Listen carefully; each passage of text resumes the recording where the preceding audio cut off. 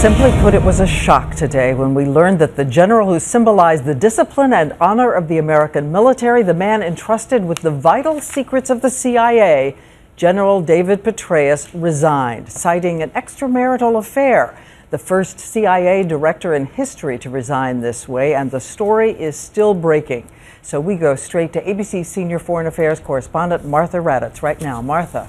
Diane, I've known David Petraeus for close to a decade, and this news is truly stunning. There is no one in the military who was viewed as more disciplined and, frankly, more concerned with his own image and own career. But the seriousness of having a CIA director involved in an extramarital affair cannot be overplayed.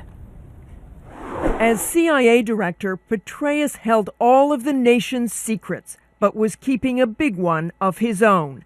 Today, in a statement to CIA employees, the man considered a national hero by some acknowledged the affair and what he calls his extremely poor judgment. Such behavior is unacceptable, the statement said, both as a husband and as the leader of an organization such as ours.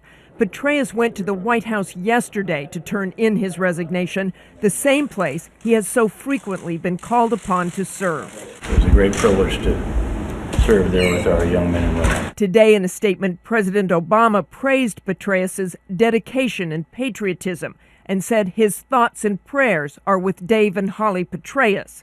Holly and Dave Petraeus have been married 38 years. She was the daughter of the Commandant of West Point during Petraeus' years at the military academy.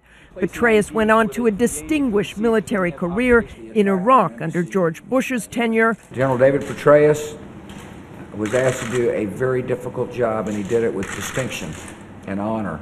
And then for President Obama into Afghanistan and then the CIA.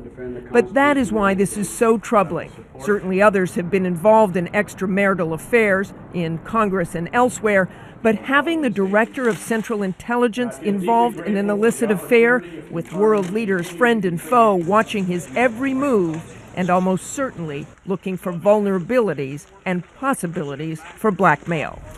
There is the question of why he chose to resign now. Officials tell ABC News the FBI was investigating Petraeus' biographer, Paula Broadwell, for strange activity on the internet, and then some emails were discovered in the course of that investigation that raised concerns. Diane? Martha Raddatz reporting in, and now we go to ABC's White House correspondent Jake Tapper here to tell us what the White House is saying tonight. Jake.